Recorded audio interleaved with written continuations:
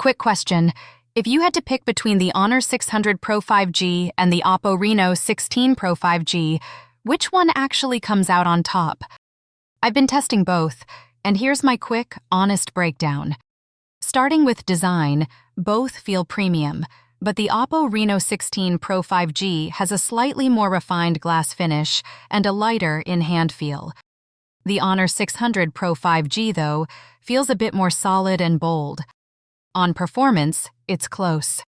The Honor 600 Pro edges ahead in raw power thanks to its slightly more aggressive chipset tuning, making gaming smoother under heavy load.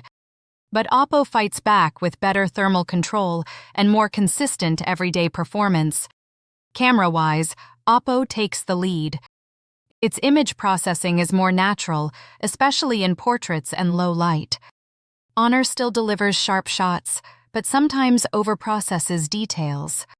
Battery life is strong on both, but Oppo charges just a bit faster. So, final verdict? If you want performance, go Honor.